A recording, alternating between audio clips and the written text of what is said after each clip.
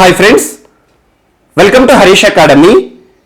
ఈరోజు వార్తలు నిలిచిన జాతీయ, అంతర్జాతీయ, రాష్ట్రీయ అంశాల గురించి, వార్తలు నిలిచిన వ్యక్తులు, అవార్డులు, పుస్తకాలు, మరి క్రీడా సంబంధిత సమాచారం ఒక్కొక్క అంశాన్ని వివరంగా తెలుసుకుందాం. ఈరోజు మన ఫస్ట్ టాపిక్ వచ్చేసి వరల్డ్ ప్రెస్ ఫ్రీడమ్ ఇండెక్స్ 2021 వార్తలు నిలిచింది. ప్రపంచ పత్రికా స్వేచ్ఛ సూచి 2021 అంటున్నాను. పోటీ పరీక్షలకు ప్రిపేర్ అవుతున్న ప్రతి ఒక్క అభ్యర్థి వార్తలు నిలుస్తున్న సూచీలపైన లేదా ఇండెక్స్లపైన ప్రత్యేక శ్రద్ధ చూపండి. ఏదైనా సూచి వార్తలు నిలిస్తే ఆ సూచిని విడుదల చేసే సంస్థ ఏంటి, ఆ సంస్థ యొక్క ప్రధాన కార్యాలయం ఎక్కడ ఉంది, ఆ సూచిలో భారతదేశం యొక్క స్థానం ఎంత, అగ్రస్థానంలో నిలిచిన దేశాలు ఏంటి, బాటమ్ ప్లేస్ లో ఉన్న దేశం ఏంటి, ఎన్ని దేశాలను లేదా ఏ అంశాలు పరిగణలోకి తీసుకొని ఆ సూచిని విడుదల చేయడం జరిగింది. ఇలాంటి అంశాలపైన ప్రత్యేక శ్రద్ధ చూపండి. తరచూ పోటీ పరీక్షలు వీటికి సంబంధించి ఏదో ఒక ప్రశ్న అడుగుతున్నారు అండ్ తరచూ ఏదో ఒక సూచి వార్తలు నిలుస్తోంది అంటున్నాను. ఈ వారంలోనే మనం చర్చించుకోబోతున్న మూడవ సూచిగా వరల్డ్ ప్రెస్ ఫ్రీడమ్ ఇండెక్స్ ఈరోజు వార్తలు నిలిచింది. మూడవ సూచి అంటున్నాను. ఇటీవల లాస్ట్ 4 days బ్యాక్ మనం ఇంక్లూజివ్ ఇంటర్నెట్ ఇండెక్స్ గురించి చర్చించుకోవడం జరిగింది. ఇంటర్నెట్ సూచి అన్నాను. ఆ సూచిలో భారతదేశం యొక్క స్థానం ఎంత? 49th place. ఈ సూచిని విడుదల చేసి వార్తలు నిలిచిన సంస్థ ఏది అంటారు? చాలా important. The economist intelligence unit. The economist intelligence unit వారు విడుదల చేసిన ఇంక్లూజివ్ ఇంటర్నెట్ ఇండెక్స్ లో భారతదేశం యొక్క స్థానం ఎంత అంటారు? 49th. ఇందులో టాప్ ప్లేస్ లో నిలిచిన దేశం ఏది అంటే స్వీడన్. చాలా ఇంపార్టెంట్. సో ఈ సూచిని విడుదల చేసి ఈ సంస్థ వార్తలు నిలిచింది ఎకనామిస్ట్ ఇంటెలిజెన్స్ యూనిట్. ఈ సంస్థ యొక్క ప్రధాన కార్యాలయం ఎక్కడ ఉంది అంటారు? లండన్. చాలా ఇంపార్టెంట్. సో ఇలా ఏదైనా సూచి వార్తలు ఇస్తే ఇంపార్టెంట్ పాయింట్స్ పైన ఫోకస్ చేయండి. అండ్ ఈ వారంలో మనం చర్చించుకున్న మరొక సూచి హెన్లీ పాస్పోర్ట్ ఇండెక్స్. పాస్పోర్ట్ సూచి అంటున్నాను. ఈ సూచిలో భారతదేశం యొక్క స్థానం ఎంత అని చెప్పాను last 2 days back? 84th place అన్నాను. ఇందులో టాప్ ప్లేస్ లో నిలిచిన దేశం ఏమని చెప్పాను? జపాన్. చాలా ఇంపార్టెంట్. అండ్ ఈ సూచిని విడుదల చేసి వార్తలు నిలిచిన సంస్థ ఏంటి? ప్రముఖ సంస్థ ఏంటంటే హెన్లీ అండ్ పార్ట్నర్స్ అనే సంస్థ. ఈ సంస్థ యొక్క ప్రధాన కార్యాలయం ఎక్కడ ఉంది? ఇది కూడా లండన్ లోనే ఉంది. చాలా ఇంపార్టెంట్. సో ఈ రోజు మనం చర్చించుకోబోతున్న మూడవ సూచిగా వరల్డ్ ప్రెస్ ఫ్రీడమ్ ఇండెక్స్ వార్తలు నిలిచింది. ప్రపంచ పత్రికా స్వేచ్ఛ సూచి అంటున్నాను. ఈ సూచిని విడుదల చేసి ఈ రోజు వార్తలు నిలిచిన ప్రముఖ సంస్థ ఏది అంటారు? RSF అని గుర్తుంచుకోండి. RSF అంటే ఏంటంటే Reporters Sans Frontieres. Reporters Sans Frontieres. లేదంటే ఈ సంస్థను ఏమని పిలవచ్చు అంటే Reporters Without Borders. So Reporters Without Borders or Reporters Sans Frontieres. చాలా ఇంపార్టెంట్, గుర్తుంచుకోండి. RSF అని గుర్తుంచుకోండి. రిపోర్టర్స్ సాన్స్ ఫ్రాంటియర్స్ లేదంటే రిపోర్టర్స్ వితౌట్ బార్డర్స్ అనే ఒక సంస్థ విడుదల చేసిన వరల్డ్ ప్రెస్ ఫ్రీడమ్ ఇండెక్స్ ఈ రోజు వార్తలు ఇచ్చింది. ప్రపంచ పత్రికా స్వేచ్ఛ సూచి. ఈ సంస్థ యొక్క ప్రధాన కార్యాలయం, ఎందుకంటే ఈ సంస్థ ఈ రోజు వార్తలు ఇచ్చింది కదా, ఈ సంస్థ యొక్క ప్రధాన కార్యాలయం ఎక్కడ ఉంది అంటారు? ప్యారిస్. ప్యారిస్. సో ప్యారిస్ ఎక్కడ ఉంది? ఫ్రాన్స్ లో ఉంది. సో ఫ్రాన్స్ లో లేదా ప్యారిస్ ప్రధాన కేంద్రంగా పనిచేస్తున్న ఒక సంస్థ RSF, రిపోర్టర్స్ సాన్స్ ఫ్రాంటియర్స్ అనే సంస్థ ఈరోజు వరల్డ్ ప్రెస్ ఫ్రీడమ్ ఇండెక్స్ ని విడుదల చేసి వార్తలు నిలిచింది. ఈ సూచిలో భారతదేశం యొక్క స్థానం ఎంత అంటారు? చాలా ఇంపార్టెంట్, గుర్తుంచుకోండి. 142 అవుట్ ఆఫ్ 180 కంట్రీస్. సో ప్రపంచంలోని 180 దేశాలను పరిగణలోకి తీసుకొని 180 దేశాలను కన్సిడర్ చేసి RSF అనే ఒక సంస్థ విడుదల చేసిన సూచిలో భారతదేశం యొక్క స్థానం ఎంత? 142. ఇందులో టాప్ ప్లేస్ లో నిలిచిన దేశాలు ఇవి. టాప్ 3 నేషన్స్ ఖచ్చితంగా గుర్తుంచుకోండి. Norway, Finland, Denmark. సో ఇవి top 3 nations. So out of 180 nations లో టాప్ 3 దేశాలు ఏంటి? Norway first place, Finland second place, third Denmark. India యొక్క పొజిషన్ ఎంత? 142. మరి అవుట్ ఆఫ్ 180 అంటున్నాను. 180వ దేశం ఏది అంటారు? ఎరిత్రియా. ఎరిత్రియా అనే దేశం చిన్న దేశం.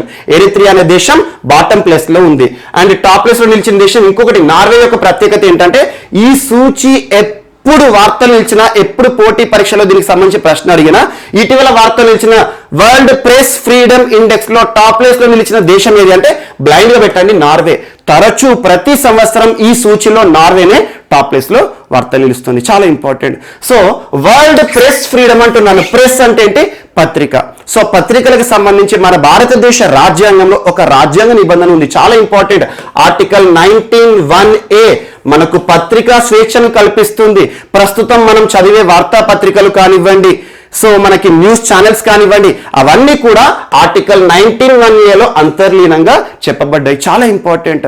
మరి అసలు ఎలాంటి అంశాలను పరిగణలోకి తీసుకున్నారు వరల్డ్ ప్రెస్ ఫ్రీడమ్ ఇండెక్స్ ని విడుదల చేయడానికి ఆర్ఎస్ఎఫ్ సంస్థ అంటే? అసలు ఒక దేశంలో జర్నలిస్టులకి కల్పించబడిన హక్కు ఏంటి, లేదంటే వారికి కల్పించబడిన స్వేచ్ఛ ఏంటి, ఎంత స్వేచ్ఛగా జర్నలిజంకి సంబంధించి వారు విధులను నిర్వర్తిస్తున్నారు, ఇలాంటి అంశాలు పరిగణలోకి తీసుకొని ఈ సూచన విడుదల చేయడం జరిగింది. అండ్ గుర్తుంచుకోండి, వరల్డ్ ప్రెస్ ఫ్రీడమ్ ఇండెక్స్ అనేది క్వాలిటీ ఆఫ్ జర్నలిజం ని మాత్రం సూచించదు. ఒక దేశంలో ఉండే జర్నలిజంకి సంబంధించి, ఒక దేశంలో ఉండే పత్రికలకు సంబంధించి నాణ్యతను మాత్రం సూచించదు. కేవలం ఏం సూచిస్తుంది? ఆ దేశంలో ఏదైనా ఒక దేశం, ఎగ్జాంపుల్ ఇండియా ఉందనుకోండి, ఇండియాలో జర్నలిస్టులకు ఎలాంటి స్వేచ్ఛ కల్పించబడింది, ఎలాంటి స్వేచ్ఛతో జర్నలిజం వృత్తిని నిర్వర్తిస్తున్నారు, ఇలాంటి అంశాలను పరిగణలోకి తీసుకొని ఒక సూచి ఈరోజు విడుదల చేయబడి వార్త నిలిచింది. నేరుగా గుర్తుంచుకోండి, ఈ అంశాల గురించి అడగవచ్చు అడగకపోవచ్చు, కాకపోతే ఇటీవల వార్త నిలిచిన వరల్డ్ ప్రెస్ ఫ్రీడమ్ ఇండెక్స్ 2021 ప్రపంచ పత్రికా స్వేచ్ఛా సూచి 2021లో భారతదేశం యొక్క స్థానం 142 అవుట్ ఆఫ్ 180. టాప్ ప్లేస్ లో నిలిచిన దేశాలు Norway, Finland, Denmark. And bottom place లో నిలిచిన దేశం ఏంటి అంటే ఎరిత్రియా. సో ఈ అంశాలు గుర్తుంచుకోండి. And RSF reporters Sans frontiers అనే ఒక సంస్థ యొక్క ప్రధాన కార్యాలయం ఎక్కడ ఉంది అంటారు జీకే పాయింట్ ఆఫ్ వ్యూ. ఎందుకంటే ఈ సూచన విడుదల చేసి ఈరోజు వార్తలు ఇచ్చింది కదా, ఎక్కడ ప్రధాన కార్యాలయం పనిచేస్తుంది? ప్యారిస్ ప్రధాన కార్యాలయంగా పనిచేస్తుంది. ఇది ఒకటి ఇంపార్టెంట్. అండ్ మీరు ఇండియన్ కాన్స్టిట్యూషన్ పాలిటీ చదువుతున్నప్పుడు ఇన్డెప్త్ గా చదవండి. ఆర్టికల్ 19(1)Aకి సంబంధించి ప్రస్తుతం ఎలాంటి ఆంక్షలను ప్రభుత్వం అమలు చేస్తోంది, ఏ రకంగా ఇంటర్నెట్ పై ఆంక్షలు విధిస్తోంది, జర్నలిజం కి సంబంధించి కానివ్వండి, పత్రికలకు సంబంధించి మనకు రాజ్యాంగం తరపున కొన్ని కేసెస్ కూడా ఇంపార్టెంట్. బెన్నెట్ కోల్మన్ కేసు కానివ్వండి, Bennett Coleman case, Brij Bhushan case and Ramesh Thapar versus state of Delhi, ఈ 3 కేసులు కూడా చాలా ఇంపార్టెంట్. పత్రికా స్వేచ్ఛకి సంబంధించిన ప్రముఖ కేసులు.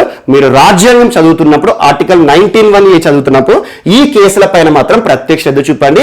ఈ కేసులను ఈ సూచికి లింక్ చేసుకొని చదవండి. సో ఇక్కడ ఏం చెప్తున్నాను? Bennett Coleman case and Brij Bhushan case and Ramesh Thapar versus state of Delhi case. ఈ 3 కేసులు కూడా చాలా ఇంపార్టెంట్.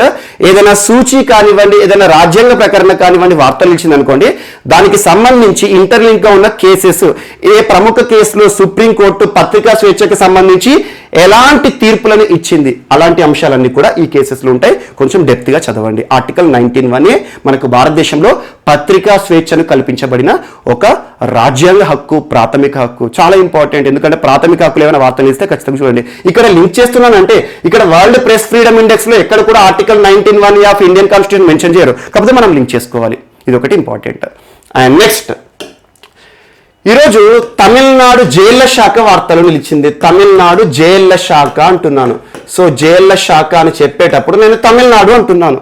భారతదేశంలో జైళ్ల శాఖ అనేది రాష్ట్రాల జాబితాలోని అధికారంలోకి వస్తుంది. రాష్ట్రాల జాబితా, సో స్టేట్ లిస్ట్ అని చెప్పేసి మనం రాజ్యాంగంలోని షెడ్యూల్ 7 లేదా ఆర్టికల్ 246 చదువుతున్నప్పుడు 3 జాబితాలు ఉంటాయి.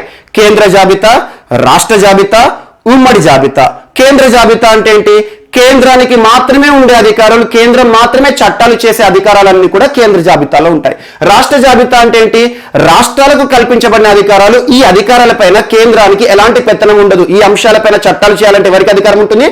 రాష్ట్ర ప్రభుత్వానికి మాత్రమే ఉంటుంది. ఉమ్మడి జాబితా అంటే ఇద్దరికి సరిసమానంగా అధికారాలు కల్పించబడతాయి. సో ఇలా కేంద్ర జాబితా విషయానికి వస్తే ఎగ్జాంపుల్ మనకు రైళ్ల శాఖ కానివ్వండి, మరియు మనకు పౌర విమానయాన శాఖ, భారతదేశంలో కరెన్సీ, రక్షణ శాఖ, ఇవన్నీ కేంద్ర జాబితాలోనే అధికారాలు. అంటే వీటిపైన ఎలాంటి నిర్ణయాలు తీసుకోవాలన్నా కూడా భారత ప్రభుత్వానికే ఉంటుంది. అండ్ రాష్ట్ర జాబితాకి ఎగ్జాంపుల్ జైళ్ల శాఖ అనుకోండి, రాష్ట్ర పోలీసు శాఖ అనుకోండి. సో జైళ్ల శాఖ, రాష్ట్రంలో ఉండే జైళ్లు ఎవరి అధికారంలోకి రాబడతాయి, అంటే రాష్ట్ర అధికార జాబితాలోకి వస్తాయి. సో ఇటీవల చూడండి జైళ్ల శాఖలు కూడా తరచూ వార్తలు నిలుస్తున్నాయి.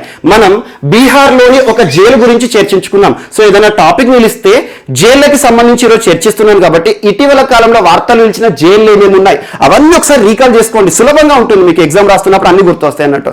ఇటీవల బీహార్ రాష్ట్రంలోని బీహార్ జైళ్ల శాఖ తరపున పూర్ణియా జైలు వార్త నిలిచింది. పూర్ణియా సెంట్రల్ జైలు చాలా ఇంపార్టెంట్. సో పూర్ణియా జైలు ఎందుకు వార్త నిలిచింది? సో జైల్లో ఉండే ఖైదీల కోసం, ఈ పూర్ణియా జైల్లో ఉండే ఖైదీల కోసం ఏటీఎం సెంటర్ కూడా ఏర్పాటు చేయబడింది. సో జైల్లో ఉండే ఖైదీలు ఎవరైతే ఉంటారో వారి సౌకర్యార్థం దేశంలోనే మొట్టమొదట జైల్ ఏటీఎం ఏ జైల్లో అమల్లోకి వచ్చిందంటే బీహార్ రాష్ట్రంలో పూర్ణియా జైల్లో. ఆల్మోస్ట్ 2 months బ్యాక్ చర్చించుకోవడం జరిగింది, ఒకసారి చూడండి. అండ్ ఇటీవల హర్యానా జైళ్ల శాఖ వార్తలు నిలిచింది. హర్యానా జైళ్ల శాఖ అంటున్నాను. హర్యానా జైళ్ల శాఖ ఎందుకు వార్తలు నిలిచింది? దేశంలోనే మొట్టమొదటిసారి జైల్లో ఉండే ఇన్మేట్స్ ఖైదీలు ఎవరైతే ఉంటారో వాళ్ళచే నిర్వహించబడుతున్న జైల్ రేడియో సో జైల్లో ఉండే ఖైదీల కోసం రేడియో సౌకర్యాలు కల్పిస్తూ ఇటీవల వార్తలు ఇచ్చిన రాష్ట్ర ప్రభుత్వం ఏది అంటారు? హర్యానా రాష్ట్ర ప్రభుత్వం. అండ్ ఇటీవల మనకు తెలంగాణ రాష్ట్ర జైళ్ల శాఖ కూడా వార్త నిలిచింది. ఈ కరోనా విపత్కర పరిస్థితుల కాలంలో జైల్లో ఉండే ఖైదీల చేత కామన్గా చూడండి, జైల్లో ఉండే ఖైదీలు తింటూ పడుకోరు, వాళ్ళతో పనులు చేయించుకుంటారు.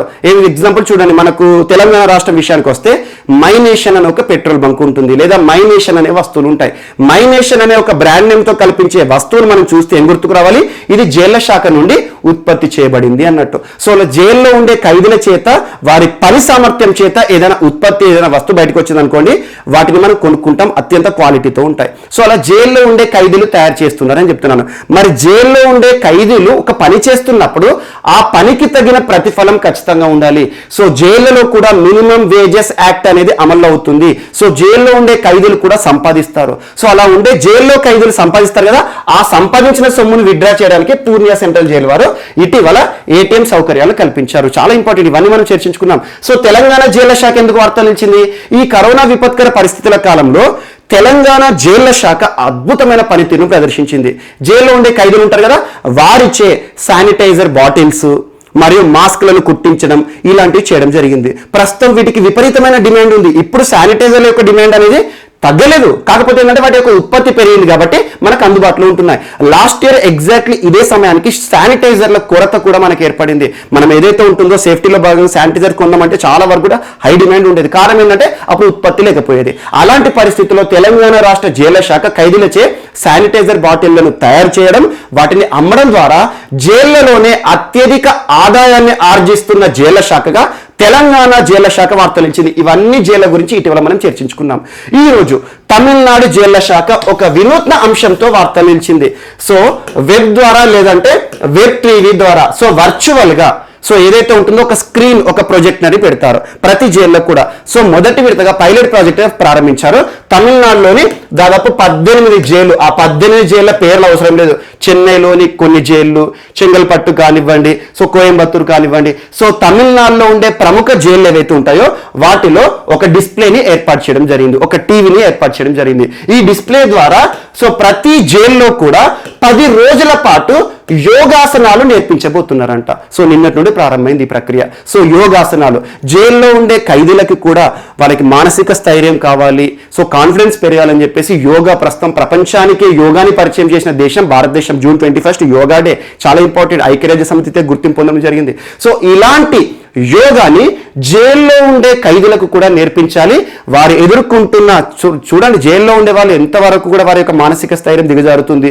వారు చాలా వరకు కూడా ఫీల్ అయిపోతూ ఉంటారు, నేను చేసిన తప్పేంటి అని చెప్పేసి ఇబ్బందిగా ఫీల్ అవుతారు.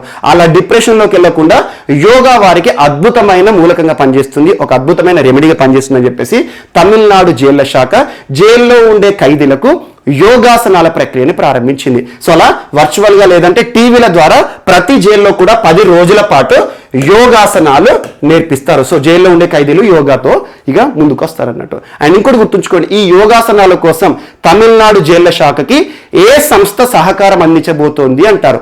ఇషా ఫౌండేషన్. ఇషా ఫౌండేషన్ చాలా ఇంపార్టెంట్. ఇషా ఫౌండేషన్ అనగానే మనకు గుర్తుకు రావాల్సిన ద బెస్ట్ పర్సనాలిటీ ఎవరు?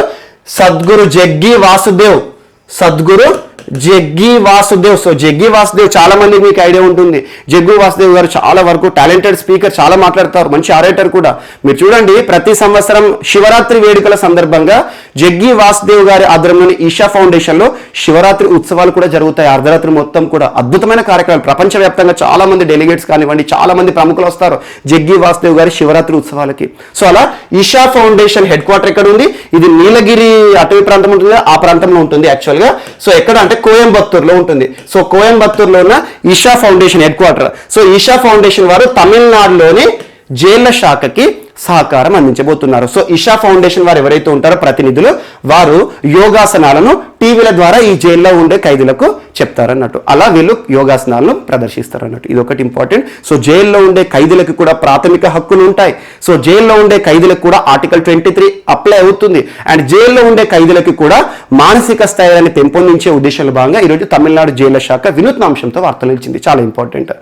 అండ్ నెక్స్ట్, ఈరోజు యుఎన్ఓ, యునైటెడ్ నేషన్స్ ఆర్గనైజేషన్, ఐక్యరాజ్య సమితికి సంబంధించి ఎకోసాక్ తరచు మనం చర్చించుకున్నాం, economic and social council. So UN ఎకోసాక్ అంటాం. యుఎన్ ఎకోసాక్ యొక్క ప్రధాన కార్యాలయం ఇక్కడ ఉంది, న్యూయార్క్ ప్రధాన కార్యాలయంగా పనిచేస్తుంది. ప్రస్తుతం ఈ సంస్థకి చీఫ్ ఎవరున్నారు? మునీర్ అక్రమ్ గారు. మునీర్ అక్రమ్. సో యుఎన్ ఎకోసాక్ కి సంబంధించి 3 కమిటీలకి భారత్ ఎన్నికై ఈరోజు వార్తలు నిలిచింది. యుఎన్ ఎకోసాక్ కి సంబంధించి 3 కమిటీలకు భారత్ ఎన్నిక కావడం జరిగింది అంటున్నాను. ఫస్ట్ కమిటీ ఏంటంటే committee on crime prevention and criminal justice. So UN committee అని గుర్తుంచుకోండి. సో యుఎన్ అన్నిటికీ ముందడి UN. UN committee on crime prevention and criminal justice. Second వచ్చేసి UN council or UN entity for gender equality and empowerment of women. Gender equality and empowerment of women అంటే ఏం గుర్తుకు రావాలి మనకు? యుఎన్ విమెన్ అనే సంస్థ చాలా ఇంపార్టెంట్. UN women. ఇటీవల లాస్ట్ 10 days బ్యాక్ మనం యుఎన్ విమెన్ ఈ సంస్థకి సంబంధించి ఒక కీలక అంశాన్ని చర్చించుకున్నాం. ప్రస్తుతం ఐక్యరాజ్య సమితిలో శాశ్వత ప్రతినిధి భారతదేశం నుండి ఎవరున్నారు? టిఎస్ తిరుమూర్తి గారు. టిఎస్ తిరుమూర్తి గారి చేతుల మీదుగా భారత ప్రభుత్వం ఇటీవల యుఎన్ విమెన్ అనే సంస్థకి $3 లక్షల ఆర్థిక సాయం చేసిందని చెప్పేసి ఆల్మోస్ట్ ఒక 10-15 days బ్యాక్ మనం చర్చించుకున్నాం. ఒకసారి చూడండి. సో అలా తరచూ ఈ సంస్థలన్నీ వార్తలు నిలుస్తాయి. సో యుఎన్ కి సంబంధించి committee on crime prevention and criminal justice అనే ఒక కమిటీలో భారత్ ఎన్నిక కావడం జరిగింది నిన్నటి రోజున. Second, gender equality and empowerment of women, మహిళా సాధికారత మరియు సమానత్వానికి సంబంధించిన ఒక committee.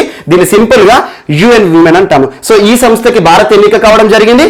At the same time committee on world food programme, WFP, world food programme అనే ఒక కమిటీ. ఈ 3 కమిటీలు కూడా ఏ సంస్థకి సంబంధించిన కమిటీలు? యుఎన్ ఎకోసాక్ కి సంబంధించి, ఎకనామిక్ అండ్ సోషల్ కౌన్సిల్ కి సంబంధించి ఈ 3 కమిటీలకి కూడా భారత్ ఎన్నిక కావడం జరిగింది. సో భారత్ ఈ 3 కమిటీల్లో కూడా క్రియాశీలక పాత్ర పోషించబోతోంది. ఏ రోజు నుండి అంటే రానున్న జనవరి 1వ తేదీ 2022. చాలా ఇంపార్టెంట్. 2022 సంవత్సరం నుండి రానున్న 3 సంవత్సరాల పాటు committee on crime prevention and criminal justice మరియు gender equality and empowerment of women and committee on, లేదంటే ఎగ్జిక్యూటివ్ కమిటీ అనొచ్చు, committee on world food programme. ఈ 3 కమిటీల్లో కూడా భారత్ ఎన్నిక కావడం జరిగింది నిన్నటి రోజున. రానున్న జనవరి 1, 2022 నుండి 3 సంవత్సరాల పాటు భారత్ ఈ కమిటీలో కీలక పాత్ర పోషించబోతుంది. భారత్తో పాటు చాలా దేశాలు కూడా నేను ఎన్నిక కావడం జరిగింది. కానీ భారతదేశం మాత్రం మనకి ఇంపార్టెంట్ కూడా, మనకి ఎగ్జామ్స్ రావుతారు గుర్తుంచుకోండి. ఇటీవల ఐక్యరాజ్య సమితికి సంబంధించి యుఎన్ ఎకోసాక్ కి సంబంధించి ఏ కమిటీల్లో భారతదేశం ఎన్నికై వార్తలు ఇచ్చింది అంటారు? ఒకటి ఫుడ్, ఒకటి విమెన్, ఒకటి క్రైమ్ కి సంబంధించి. ఇది ఇంపార్టెంట్. అండ్ నెక్స్ట్, ఇటీవల యుఎన్ కి సంబంధించి భారత ప్రభుత్వం చేసిన ఆర్థిక సాయం కానివ్వండి, ప్రస్తుతం ఐక్యరాజ్య సమితిలో శాశ్వత ప్రతినిధిగా భారతదేశం తరపున ఎవరున్నారు అంటారు? టిఎస్ తిరుమూర్తి గారు. ఇలాంటి అంశాలపైన ప్రత్యక్ష చూపండి. ఈరోజు కరోనాకి సంబంధించి ఒక కొత్త మందు వార్తలు నిలిచింది. ఆ కొత్త మందు పేరు గుర్తుంచుకోండి, mall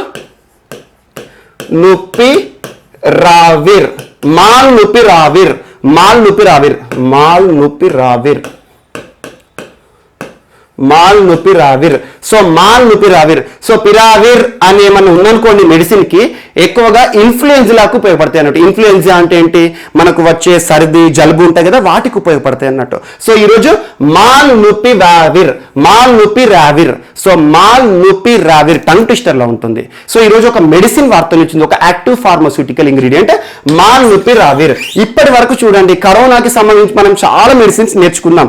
example favipiravir, favipiravir and hydroxychloroquine and remdesivir, dexamethasone, itolizumab, ఇవన్నీ కూడా కరోనాపై పనిచేస్తున్న మందులుగా మనం చూస్తున్నాం. చలమల్లో కూడా ఉన్నాయి. ప్రస్తుతం చూడండి కరోనా పేషెంట్స్ ఎవరైతే ఉంటారో మైల్డ్ సిమ్టమ్స్ కనిపించినాయి అనుకోండి, ఫావిపిరావిర్ ఆధారంగా తయారు చేయబడిన ఫ్యాబ్ ఫ్లూ అనే ఒక మెడిసిన్ ఇస్తున్నారు. చాలా మంది చూసే ఉంటారు ఫ్యాబ్ ఫ్లూ, చాలా ఇంపార్టెంట్.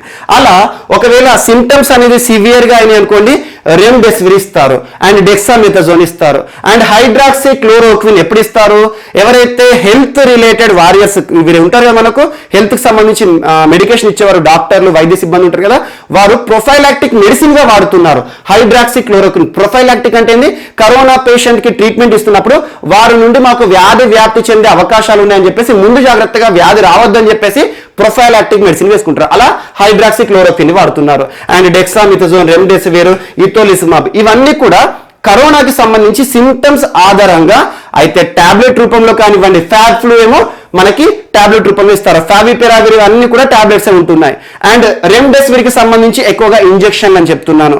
ఇటీవలే మనం చూసాం జుబిలెంట్ అనే ఒక సంస్థ రెమ్డెసివిర్ కి సంబంధించి ఓరల్ మెడికేషన్ ని తయారు చేయడానికి drug control general of India నుండి అనుమతుల కోసం అప్లై చేసిందని చెప్పాను. సో ఈ మెడిసిన్స్ అన్ని చాలా ఇంపార్టెంట్, గుర్తుంచుకోండి. సో కరోనాకి సంబంధించి ఇప్పటి వరకు కరోనాని 100% క్యూర్ చేసే ఏకైక మెడిసిన్ ఏది లేదు. కేవలం సిమ్టమాటిక్ ట్రీట్మెంట్ మాత్రమే ఇస్తున్నాం. సిమ్టమాటిక్ అంటే ఏంది, సో లక్షణాలు తుమ్ములు కానివ్వండి, లేకపోతే ఇన్ఫెక్షన్ కానివ్వండి, లంగ్స్ లో ఇన్ఫెక్షన్స్ కానివ్వండి విపరీతంగా ఉంటే ఒక మెడిసిన్ ఇస్తారు, రెమ్డెసివిర్, డెక్సామెథాజోన్ లాంటిది. సో మైల్డ్ గా ఇప్పుడే కరోనా పాజిటివ్ వచ్చిందనుకోండి ఫ్యాబ్లు ఇస్తారు. అంతే తప్పితే సిమ్టమ్స్ ని తగ్గించడానికి మాత్రమే ఇచ్చే మెడిసిన్ తప్పితే కరోనాపై పనిచేసే మెడిసిన్ లేదు.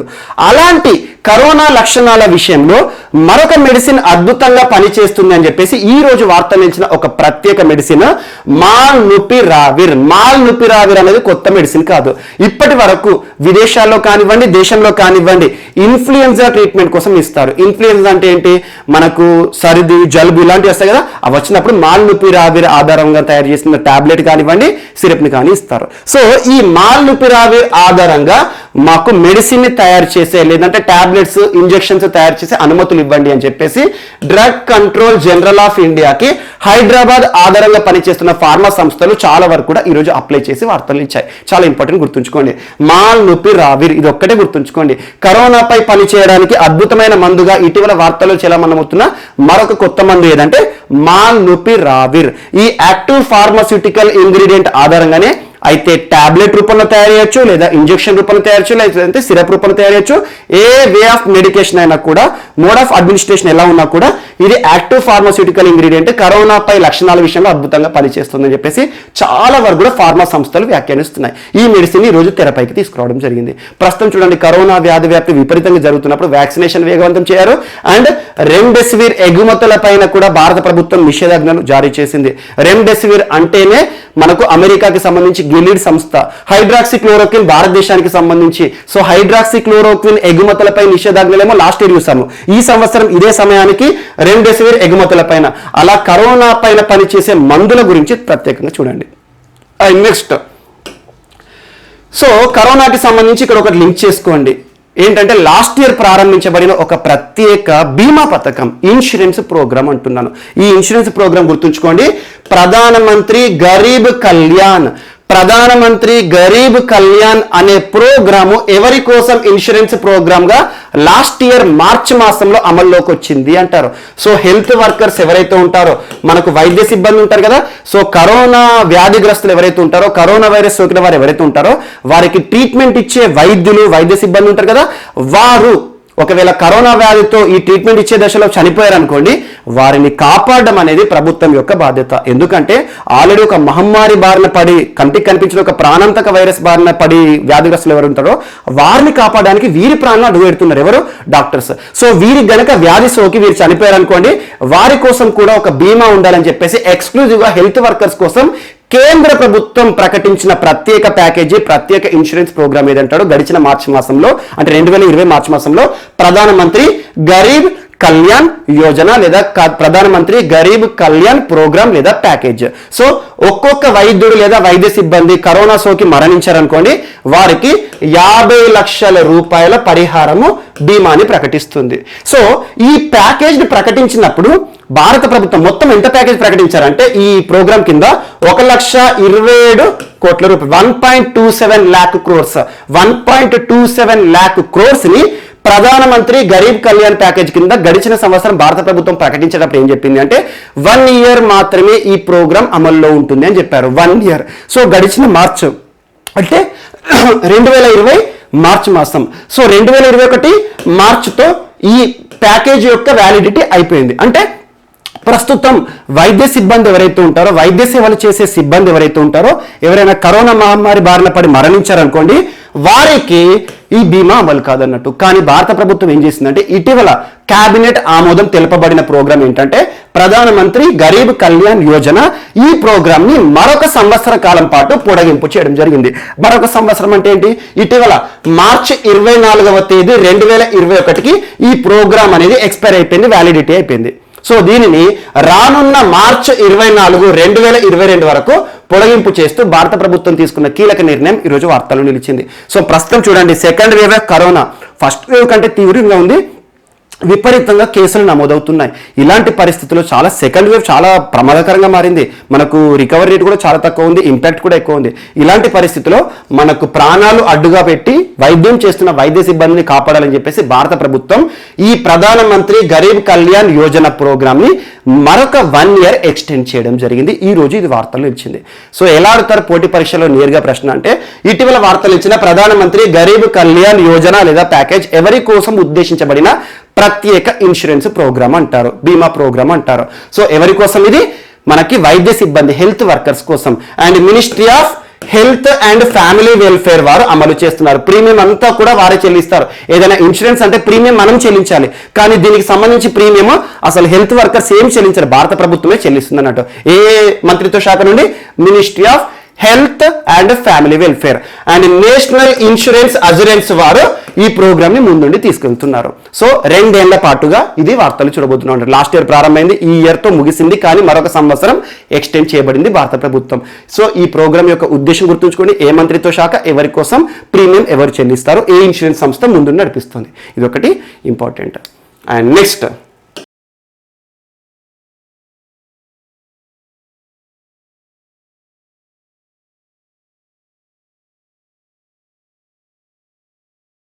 సరే, మన నెక్స్ట్ టాపిక్ వచ్చేసి ఐఐటి ఖరగ్పూర్ అండ్ ఎన్సిడిసి మధ్య కుదిరిన ఒప్పందం వార్తలు నిలిచింది. ఎన్సిడిసి అంటున్నా, national cooperative development corporation.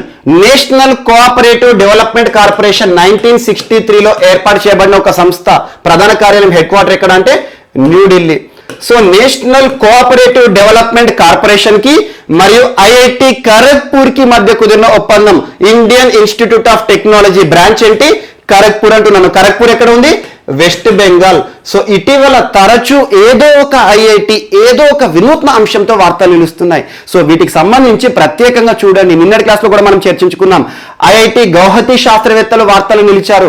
Micro filtration process ని కనుగొని, మైక్రో ఫిల్టరేషన్ ప్రాసెస్ యొక్క ఉద్దేశం ఏమని చెప్పాను? సముద్రపు నీటి నుండి ఉప్పును తయారు చేసే ప్రక్రియలో భాగంగా సముద్రపు నీటిలో ఉండే మైక్రో ప్లాస్టిక్ ఏదైతే ఉంటుందో, ప్లాస్టిక్ వ్యర్థాలు ఏవైతే ఉంటాయో వాటిని సపరేట్ చేసే ఒక ఫిల్టర్ ని కనుగొని ఇటీవల వార్తలు నిలిచిన ఐఐటి ఏది అంటారు రానున్న పోటీ పరీక్షలో? ఏంటి? Indian institute of technology Guwahati, అస్సాంకి సంబంధించి. మరియు ఇటీవల ఐఐటి ఢిల్లీ శాస్త్రవేత్తలు వార్తలు నిలిచారు. సెర్స్ టెక్నాలజీని కనుగొని సర్ఫేస్ ఎన్హాన్స్డ్ రామన్ స్పెక్ట్రోస్కోపీ. ఇటీవల వార్తలు నిలిచిన సెర్స్ టెక్నాలజీ లేదా సెర్స్ టెక్నాలజీ యొక్క ఉద్దేశం ఏంటి అంటారు? మనుషుల్లో కలిగే డెంగ్యూ వ్యాధి ఏదైతే ఉంటుందో డెంగ్యూ వ్యాధిని నిర్ధారించే ఒక అధునాతన అత్యంత వేగవంతమైన పరీక్షలో ఉపయోగించే technique SERS, SERS, surface enhanced Raman spectroscopy lighting ఆధారంగా. సో ఏ శాస్త్రవేత్తలు వార్తలు ఇచ్చారు? ఐఐటి ఢిల్లీ. మరి ఇటీవల ఐఐటి బాంబే ఇంక్యుబేటెడ్ స్టార్టప్ సంస్థ ఒకటి వార్తలు నిలిచింది. నానో స్నిఫ్ టెక్నాలజీ, ప్రపంచంలోనే మొట్టమొదటిసారి లేదా world's first ever micro sensor based nano sniffer సంబంధిత అంశంతో వార్తలు నిలిచిన ఐఐటి ఏది అంటారు? IIT Bombay incubated startup nano sniff technology. ఈ నానో స్నిఫర్ యొక్క ఉపయోగం ఏంటి? స్నిఫర్ అంటున్నాను.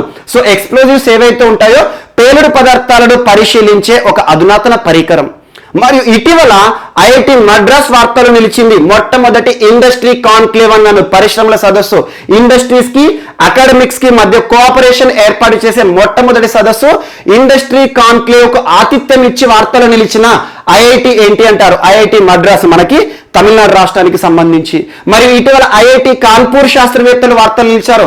మొట్టమొదటిసారి ఒక టచ్ సెన్సిటివ్ వాచ్ ని రూపకల్పన చేసి, టచ్ సెన్సిటివ్ వాచ్ అంటున్నాను, స్పర్శ ఆధారంగా సమయాన్ని తెలుసుకునే ఉద్దేశంలో భాగంగా దివ్యాంగులకు ఎవరికైతే కంటి చూపు లేని సమస్య ఉంటుందో వారు కూడా టచ్ ద్వారా, స్పర్శ ద్వారా సమయాన్ని తెలుసుకోవాలని ఒక వాచ్ ని రూపకల్పన చేసి ఇటీవల వార్తలు నిలిచిన ఐఐటి ఏది అంటారు?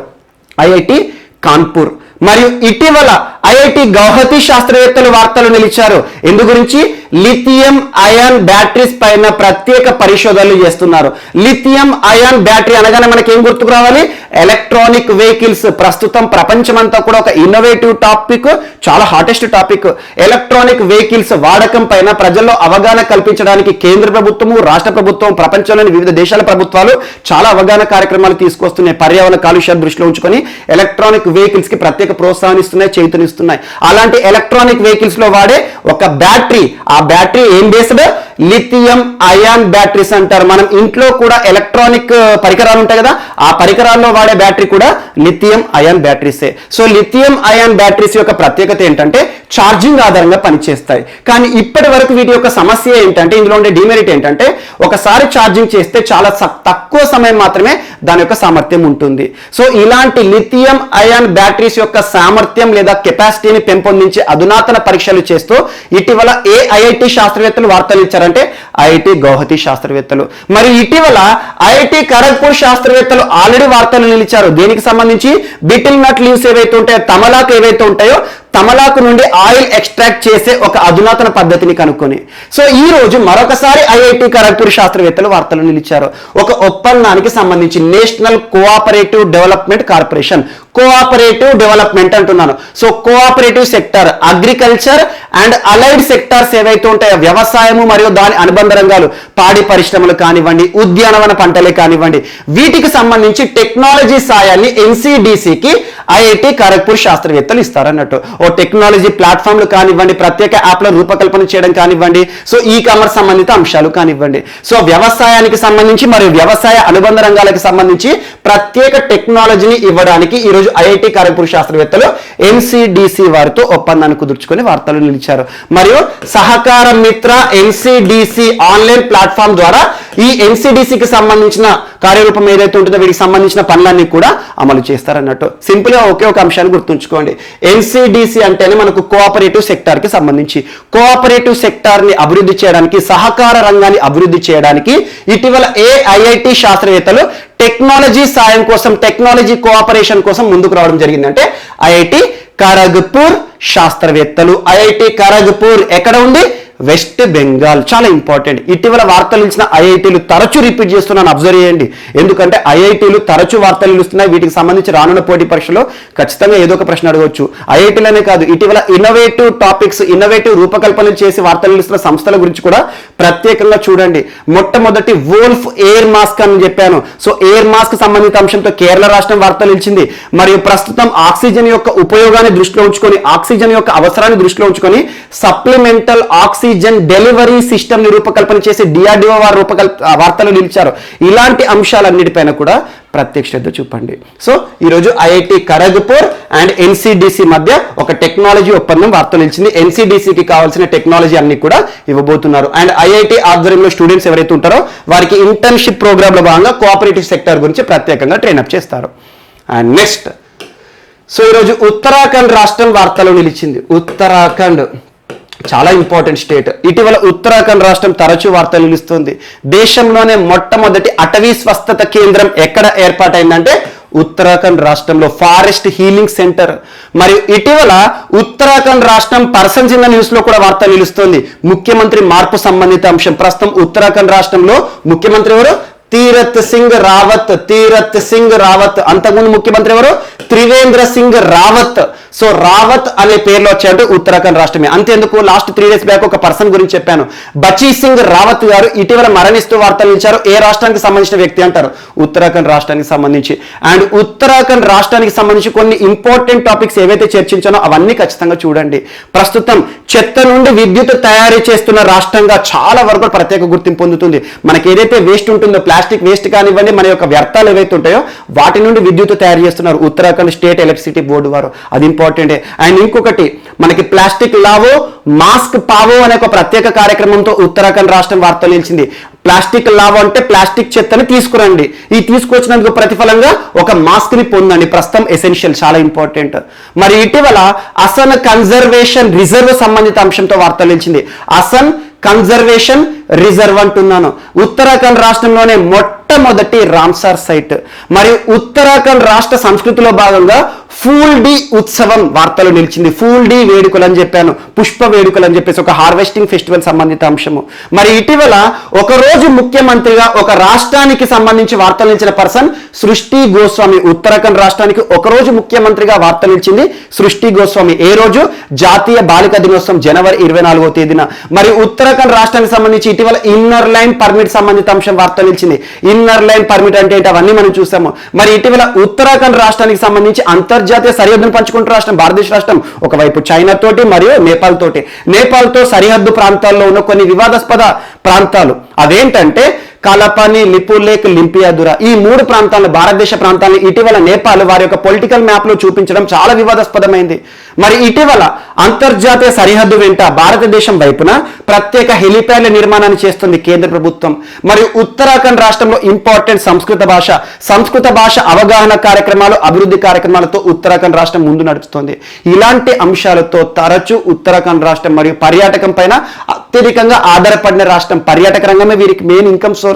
అలాంటి పర్యాటక రంగాన్ని చేయూతనివ్వడానికి, ప్రోత్సాహం ఇవ్వడానికి కరోనా విపత్కర పరిస్థితుల కాలంలో టూరిస్ట్ కూపన్స్ సంబంధిత అంశంతో వార్త నిలిచింది. ఇవన్నీ కూడా ఉత్తరాఖండ్ రాష్ట్రానికి సంబంధించి ఇటీవల మనం చర్చించుకున్న కొన్ని ముఖ్య అంశాలు. సో మిగతా అన్ని లింక్ చేసుకోండి. సో ఈ రోజు ఉత్తరాఖండ్ రాష్ట్రానికి సంబంధించి water sports and adventure institute వార్తలు నిలిచింది. Water sports and adventure institute ఇటీవల ఎక్కడ ప్రారంభించబడి వార్తలు నిలిచిందంటే ఉత్తరాఖండ్ రాష్ట్రంలోని Theri dam. So Theri dam చాలా ప్రత్యేకం, ఎత్తైన డ్యాము. తేరీ డ్యామ్ ఈ నిర్మాణ పనులకు వ్యతిరేకంగా సుందర్లాల్ బహుగుణా గారు కూడా ఉద్యమాలు చేశారు చరిత్రలో, చాలా ఇంపార్టెంట్. సో తేరీ డ్యామ్ చాలా ఎత్తైన డ్యామ్. సో తేరీ డ్యామ్ వద్ద water sports and adventure institute అంటున్న. వాటర్ స్పోర్ట్స్ అంటే ఏంటి? నీటి క్రీడలు మరియు సాహస క్రీడలకి సంబంధించి ఒక ఇన్స్టిట్యూట్ ఏర్పాటు చేయబడింది ఇటీవల. ఏ రాష్ట్రంలో అంటే ఉత్తరాఖండ్ రాష్ట్రంలో. ఎక్కడ? తేరీ డ్యామ్ వద్ద. ఎవరి ఆధ్వర్యంలో ఈ ఇన్స్టిట్యూట్ ఏర్పాటు చేయబడింది అంటారు? ITBP, Indo Tibetan border police forces. ITBP మనకు కేంద్ర ప్రభుత్వ సైన్యాల్లో చాలా ఉంటారు. బిఎస్ఎఫ్ సరిహద్దు వెంట border security force, ITBP, Assam rifles. ITBP పేర్లోనే ఉంటాయి చూడండి, ఎప్పుడైనా గుర్తుంచుకోండి. ఏదైనా ప్రభుత్వ కార్యక్రమం కానీ, ప్రభుత్వ పథకం కానీ, లేదంటే అబ్రివేషన్ వార్తలు ఇస్తే అక్కడ మనకు అర్థమైపోతుంది. ITBP, Indo Tibetan border police force. Indo Tibetan అంటే ఏంటి? ఇండియాకి చైనాకి మధ్య సరిహద్దు ప్రాంతాన్ని మనకు కంటికి రెప్పలా కాపలా కాడుతున్న సైన్యం ఎవరో? మనకు ఐటీబీపీ. సో ఐటీబీపీ ఆధ్వర్యంలో ఏర్పాటు చేయబడిన మనకి water sports and adventure institute ఎక్కడ ఏర్పాటు చేయబడింది? తెహ్రీ డ్యామ్ వద్ద. దీన్ని ఎవరు ఆవిష్కరించారు ఇటీవల అంటే? సో క్రీడలకి సంబంధించి కదా, ప్రస్తుతం భారతదేశంలో క్రీడా శాఖ మంత్రి మరియు యువజన వ్యవహారాల మంత్రిత్వ శాఖ ఎవరున్నారు? కిరణ్ రిజిజు గారు. సో కిరణ్ రిజిజు గారు మరియు తీరత్ సింగ్ రావత్ గారు, ఉత్తరాఖండ్ రాష్ట్ర ప్రస్తుత ముఖ్యమంత్రి, సంయుక్తంగా దీన్ని ప్రారంభించడం జరిగింది. సో ఐటీబీపీ ఆధ్వర్యంలో స్కైయింగ్ అండ్ అడ్వెంచర్ ఇన్స్టిట్యూట్ వారు దీనిని నిర్వహించబోతున్నారు. సో ప్రత్యేక గుర్తుంచుకోండి, నేరుగా ఒకే ఒక point. Water sports and adventure institute ని ఇటీవల ఎవరు ప్రారంభించారు, ఎక్కడ ప్రారంభించారు, ఏ రాష్ట్రంలో? మనకు భారతదేశంలో ఏ బలగాలకు సంబంధించి అంటే ఐటీబీపీకి సంబంధించింది. And next, so climate related topic యాక్చువల్గా అట్మాస్ఫియర్ కి సంబంధించి సో భారతదేశానికి సంబంధించి ఎంత నష్టం జరిగింది అని చెప్పేసి ఒక రిపోర్ట్ నిన్నటి రోజున వార్తలు నిలిచింది. ఆ రిపోర్ట్ పేరు ఏంటంటే state of global climate 2020, state of global climate. దీన్ని విడుదల చేసిన సంస్థ ఏంటి అంటే వరల్డ్ మెట్రోలాజికల్ ఆర్గనైజేషన్. మెట్రోలాజికల్ అనే పదం ఎక్కడున్నా గుర్తుంచుకోండి, వాతావరణానికి సంబంధించి. IMO, Indian metrological organisation. Example Indian metrology అంటే ఏంటి, భారతదేశానికి సంబంధించి వాతావరణ శాఖ అన్నట్టు. సో తుఫాను హెచ్చరికలు జారీ చేస్తారు కదా, సో అలా మెట్రోలాజికల్ అనే ఒక పదం ఒక్కడ వార్త నిలిస్తే అది పర్యావరణానికి వాతావరణానికి సంబంధించి క్లైమేట్ రిలేటెడ్ గా మనకు ప్రికాషన్స్ ఇస్తూ ఉంటుంది, హెచ్చరికలు జారీ చేస్తూ ఉంటుంది. సో వరల్డ్ మెట్రోలాజికల్ ఆర్గనైజేషన్ ఎక్కడ ఉంది, ఏ దేశంలో ఉంది, స్విట్జర్లాండ్ లో ఉంది. జెనీవా కేంద్రంగా పనిచేస్తుంది. స్విట్జర్లాండ్ లోని జెనీవా కేంద్రంగా పనిచేస్తున్న వరల్డ్ మెట్రోలాజికల్ ఆర్గనైజేషన్ వారు విడుదల చేసిన ఒక report state of global climate 2020 వార్తలో నిలిచింది. ఈ రిపోర్ట్ లో ఏం చెప్తున్నారంటే సైక్లోన్ ఆంఫన్ కి సంబంధించి, ఆంఫన్ తుఫాను మనకు 2020 సంవత్సరంలో సంభవించడం జరిగింది. 2020 మిడ్ ఇయర్ లో సంభవించింది. ఆంఫన్ తుఫాను ముఖ్యంగా నార్త్ ఇండియన్ ఓషన్ ప్రాంతంలో సంభవించింది. సో నార్త్ ఇండియన్ ఓషన్ ప్రాంతంలో సంభవించిన ఆంఫన్ సైక్లోన్ బారిన భారతదేశంలోని 2 రాష్ట్రాలు తీవ్రంగా దెబ్బతిన్నాయి. అవేంటి, ఒకటి వెస్ట్ బెంగాల్, సెకండ్ ఒడిషా. అలా ఆంఫన్ తుఫాను బారిన పడ్డ ఈ 2 రాష్ట్రాలే కాదు, భారతదేశం ఎంత మొత్తంలో ఆర్థిక నష్టాన్ని చూడడం జరిగిందట అంటే $14 బిలియన్ల, 14 billion dollars, US dollars, $14 billion నష్టాన్ని భారతదేశం చవి చూసింది గడిచిన సంవత్సరంలో సంభవించిన ఆంఫన్. అండ్ ఆంఫన్ తుఫాన్ బారిన మరొక దేశం కూడా చాలా ప్రభావాన్ని చూసింది, మనకంటే దారుణంగా దెబ్బతిన్నది. ఆ దేశం ఏంటి, బంగ్లాదేశ్. కానీ ఇక్కడ ఇండియా గురించి మాత్రం మీకు ప్రస్తావిస్తున్నాను. సో గ్లోబల్ రిపోర్టే కానీ ఇండియా రిలేటెడ్ మనకి ఇంపార్టెంట్. ఈ రిపోర్ట్ మొత్తం అవసరం లేదు, ఇండియాకి సంబంధించి. సో 14 బిలియన్ ఎకనామిక్ లాస్ అంటే ఆర్థిక పరమైన నష్టాన్ని భారతదేశం చూసింది గడిచిన సంవత్సరంలో మిడ్ ఇయర్ లో సంభవించిన, సో మే మాసంలో సంభవించిన ఆంఫన్ తుఫాన్ బారిన 2 రాష్ట్రాలు తీవ్రంగా ఇబ్బంది పడ్డాయి. అంతేందుకు, సో ఈ ఆంఫన్ తుఫాన్ సమయంలో దాదాపు 2.4 మిలియన్ ఇండియన్స్ ఎవరైతే ఉంటారో వారిని డిస్ప్లేస్ చేశారు, స్థానభ్రంశం చేశారు. అంటే ఏంటంటే ఏదైనా తుఫాను తీవ్రంగా సంభవిస్తుంది అనుకోండి, ఆ ప్రాంతం నుండి ఆ ప్రజలు ఎవరైతే ఉంటారో వారి ప్రాణాలు కాపాడడానికి భారత ప్రభుత్వం వేరే ప్రాంతాలకు షిఫ్ట్ చేస్తారు అన్నట్టు. దాదాపు ఈ తుఫాన్ సంభవించినప్పుడు 2.4 మిలియన్ పీపుల్ ని, ఇండియన్స్ ని డిస్ప్లేస్ చేయడం జరిగింది. అదే బంగ్లాదేశ్ లో అయితే 2.5 మిలియన్. సో అలా ఆంఫన్ తుఫాన్ కి సంబంధించి ఒక రిపోర్ట్ ఇవ్వడం జరిగింది. అండ్ క్లైమేట్ కి సంబంధించి చాలా అంశాలు ప్రస్తావించారు. అండ్ 2020 సంవత్సరం చాలా హాటెస్ట్ ఇయర్ అంట, చరిత్రలో చాలా హాటెస్ట్ ఇయర్ అంట. మనకు పారిశ్రామికీకరణ, ఇండస్ట్రియలైజేషన్ 1850 నుండి 1900 ఈ మధ్య కాలంలో టెంపరేచర్ ఏదైతే నమోదైందో అంతకంటే కూడా 2020 సంవత్సరంలో 1.2 డిగ్రీ సెల్సియస్ ఎక్కువగా టెంపరేచర్ నమోదైందంటే చరిత్రలో one of the hottest year గా 2020 సంవత్సరం చోటు సంపాదించుకుంది. సో ఇండస్ట్రియలైజేషన్ ఏదైతే ఉందో పారిశ్రామికీకరణ సమయంలో దాదాపు 1850 నుండి 1900 వరకు ఈ మధ్య 50 సంవత్సరాలు ప్రపంచమంతా కూడా చాలా పారిశ్రామికీకరణ, ఒక రకంగా ఇండస్ట్రియల్ రెవల్యూషన్ అనుకోవచ్చు. సో అలాంటి సమయంలో ఇండస్ట్రీస్ ఏర్పడినప్పుడు కూడా అంతగా టెంపరేచర్ నమోదు కాలేదు. అలాంటిది 2020 సంవత్సరంలో కరోనా విపత్కర పరిస్థితుల కాలం ప్రపంచమంతా లాక్డౌన్ అయి ఉన్నా కూడా దాదాపు ప్రపంచ టెంపరేచర్ యావరేజ్ గా 1.2 డిగ్రీ సెల్సియస్ అత్యధికంగా నమోదైందంట. One of the hottest years. అంటే 2016, 2015 ఇవన్నీ కూడా హాటెస్ట్ ఇయర్సే, కానీ ఇది మాత్రం చాలా ఇంపార్టెంట్. గడిచిన సంవత్సరం గురించి చెప్పడం జరిగింది. అండ్ ప్రస్తుతం ఈ రోజు ఎర్త్ డేగా సెలబ్రేట్ చేసుకుంటున్నాం. సో ఎర్త్ డే అంటాం ప్రపంచవ్యాప్తంగా. Earth day April 22. యాక్చువల్గా డేట్స్ కి సంబంధించి అవన్నీ జీకే పాయింట్ ఆఫ్ వ్యూ ఉంటాయి, బట్ ఇంపార్టెంట్ పర్యావరణానికి సంబంధించిన డేట్స్ పైన మాత్రమే ప్రత్యక్ష శ్రద్ధ చూపండి. June 5 అండ్ ఏప్రిల్ 22 ఇలాంటి డేట్స్ గురించి అడిగే అవకాశాలు ఉన్నాయి. సో అలా ఎర్త్ డే, మొట్టమొదటి ఎర్త్ డే ఏ రోజున మనం సెలబ్రేట్ చేసుకున్నాము, 1970. సో ఏప్రిల్ 22 నుండి అమల్లోకి వచ్చింది. దాదాపు 51st అనుకోవచ్చు ఈ సంవత్సరం. సో ఎర్త్ డే ఈ సంవత్సరం ఇవ్వబడిన థీమ్ ఏంటి అంటారు, restore hour earth. Restore hour earth అనే థీమ్ ఇతివృత్తం ఆధారంగా ఈ సంవత్సరం ఈ రోజు ఎర్త్ డేని మనం సెలబ్రేట్ చేసుకుంటున్నాం. సో పర్యావరణానికి సంబంధించి ఎలాంటి హానికరమైన చర్యలను కూడా మనం పక్కన పెట్టేసాలి. పర్యావరణం చాలా వరకు కూడా దెబ్బతింటుంది. ఇలాంటి పర్యావరణానికి సమస్యలుగా ఉండే అన్ని కూడా ముఖ్యంగా మన భూమికి, ఎర్త్ కి సంబంధించి ఎలాంటి అవరోధాలు ఉన్నా కూడా వాటిని మనం అధిగమించాలి. సో పర్యావరణం విషయంలో ప్రతి ఒక్కరం కూడా ముందు నడపాలని చెప్పేసి పర్యావరణం పట్ల ఒక కాన్షియస్నెస్ తీసుకురావడానికి ఎర్త్ డేని తీసుకురావడం జరిగింది. ఒకే ఒకటి గుర్తుంచుకోండి, earth day theme restore hour earth అంటే ఏంటి, మన ఎర్త్ మొదట్లో ఎలా ఉండేనో అలాగే తిరిగి తీసుకురావాలన్నట్టు. సో ఇలాంటి ఇతివృత్తం ఆధారంగా ఈ రోజున ఎర్త్ డే వార్తలో నిలిచింది. And next, so Russia announce చేసిన ఒక కీలకమైన ప్రకటన వార్తలు నిలిచింది. సో రష్యా 2025 సంవత్సరం కల్లా, అంటే 2025 సంవత్సరంలో ఓన్ స్పేస్ స్టేషన్ ని నిర్మించుకుంటుందట. Own orbital space station. Space station అంటే ఏంటి, ఇంటర్నేషనల్ స్పేస్ స్టేషన్, అంతర్జాతీయ అంతరిక్ష కేంద్రం. ఇటీవల తరచు మనం చర్చించుకుంటున్నాం. 1998లో ప్రారంభమైంది, 1998. సో ఇంటర్నేషనల్ స్పేస్ స్టేషన్ ఏదైతే ఉంటుందో, ఇటీవల రష్యాకి ఒక విషయంలో మోనోపోలీ పోయింది. మోనోపోలీ అంటే ఏకచక్రాధిపత్యం. సో గడిచిన సంవత్సరం మనం చాలాసార్లు చర్చించుకున్నాం. మే 2020 మే చివరి మాసంలో అమెరికా సాధించిన ఒక అద్భుత విజయం, ప్రపంచంలోనే ఏ దేశం కూడా సాధించని ఒక విజయం, అమెరికాకి విజయం తీసుకొచ్చి ఒక సంస్థ వార్త నిలిచింది, స్పేస్ ఎక్స్.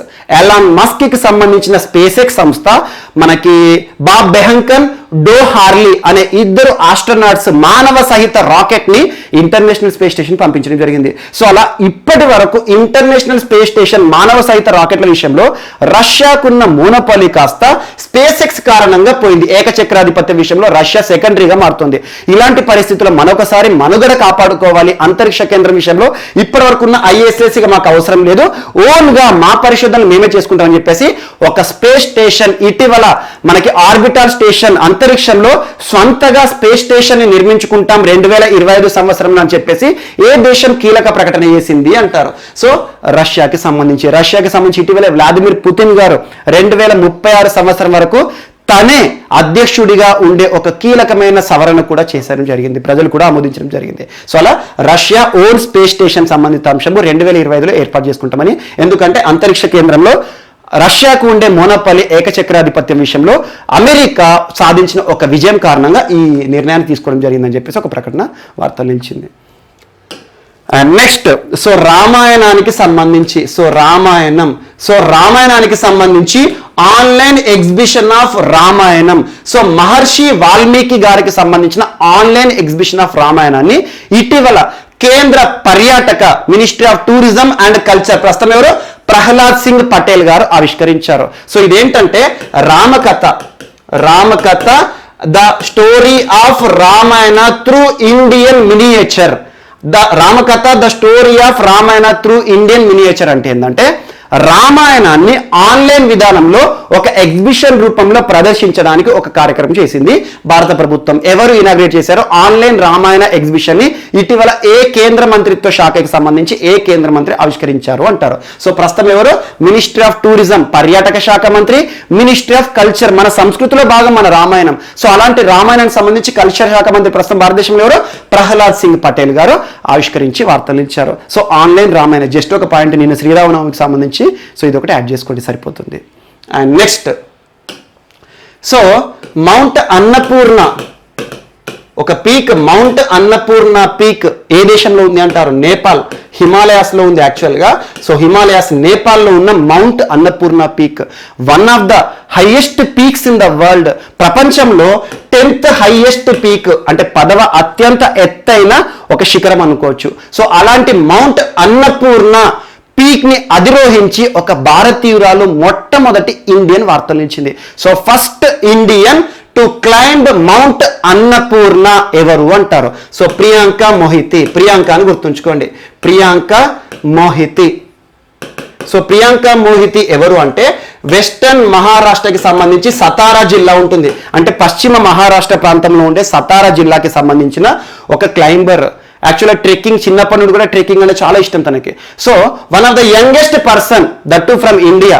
సో ఇండియా నుండి మౌంట్ అన్నపూర్ణ అధిరోహించిన ఒక ఇండియన్ గా వార్తలు నిలిచారు సో ప్రియాంక మోహితి గారు. సో ఇక్కడ ఏం గుర్తుంచుకోవాలంటే ఇటీవల వార్తలు నిలిచిన మౌంట్ అన్నపూర్ణ పీక్ ఏ దేశంలో ఉంది అంటారు, నేపాల్లో. One of the highest peaks in the world, top 10 highest peaks లో ఉంటుంది.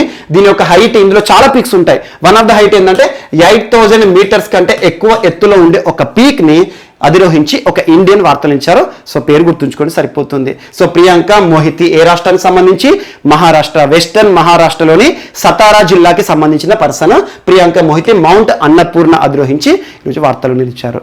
And next, Shankha Ghosh.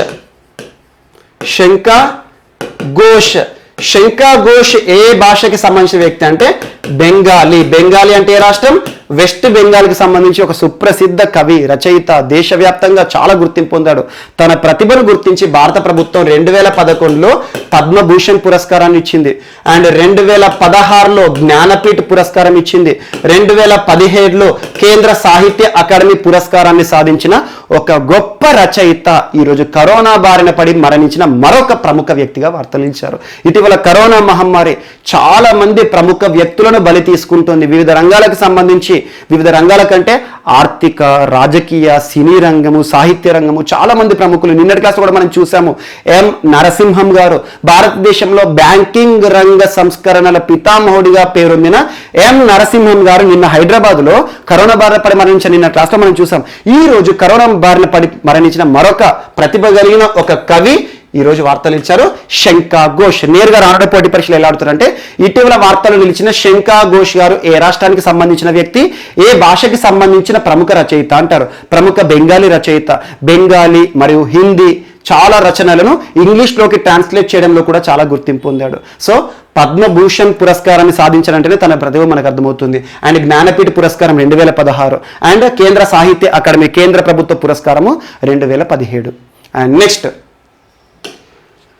మిగుల్ Mario Diaz. Mario Diaz అని గుర్తుంచుకోండి. సో ఇటీవల వార్తలు నిలిచిన మిగువల్ మారియో డియాజ్ ఏ దేశానికి నూతన ప్రెసిడెంట్గా, నూతన అధ్యక్షులుగా వార్తలు నిలిచారంటే Cuba. So Cuba sugar bowl of world. So ప్రపంచానికే చక్కెర గిన్నె అంటారు. సో క్యూబాకి సంబంధించి మనం చరిత్రలో చాలా మంది ప్రముఖ వ్యక్తులు ఉంటారు. ఫిడెల్ కాస్ట్రో మరియు రావుల్ క్యాస్ట్రో గారు ఇటీవల రిజిగ్నేషన్ చేశారు, రాజీనామా చేశారు. తన తరువాత క్యూబా దేశానికి నూతన అధ్యక్షులుగా ఈరోజు వార్తలు నిలిచారు కమ్యూనిస్ట్ పార్టీ నాయకుడు. సో మారియో డియాజ్ అని గుర్తుంచుకోండి. ఇటీవల వార్తలు నిలిచిన మారియో డియాజ్ ఏ దేశానికి నూతన అధ్యక్షులుగా వార్తలు ఇచ్చారంటే క్యూబాకి సంబంధించి. క్యూబా అంటే వాస్తవానికి అమెరికా ప్రపంచ అగ్రగామి దేశం. కానీ అమెరికా ఎన్నిసార్లు క్యూబా మీద పోరాటం చేయాలన్నా కూడా క్యూబాకు భయపడుతుంది అమెరికా. సో అలాంటి powerful nation, communist nation. So క్యూబాకి ఇప్పటి వరకు రాల్ క్యాస్ట్రో గారు అధ్యక్షులుగా ఉన్నారు. కమ్యూనిస్ట్ పార్టీ సీనియర్ నాయకుడు, ప్రపంచవ్యాప్తంగా కూడా గుర్తింపు పొందిన ప్రముఖ వ్యక్తి. రాల్ క్యాస్ట్రో గారు ఇటీవల రాజీనామా చేయడం జరిగింది. సో రాజీనామా తర్వాత క్యూబా దేశానికి నూతన అధ్యక్షులుగా మారియో డియాజ్ గారు నూతన అధ్యక్షులుగా, కమ్యూనిస్ట్ పార్టీ చీఫ్గా ఈరోజు వార్తలు నిలిచారు. ఇవి ఈరోజు మనకు వార్తలు నిలిచిన అంశాలు. మిస్లేనియస్ అంశాలు ఏమైనా మిగిలిపోతే మాత్రం మనం రేపటి క్లాస్లో యాడ్ చేసుకుని నేర్చుకుందాం. రేపు కలుద్దాం. Thank you.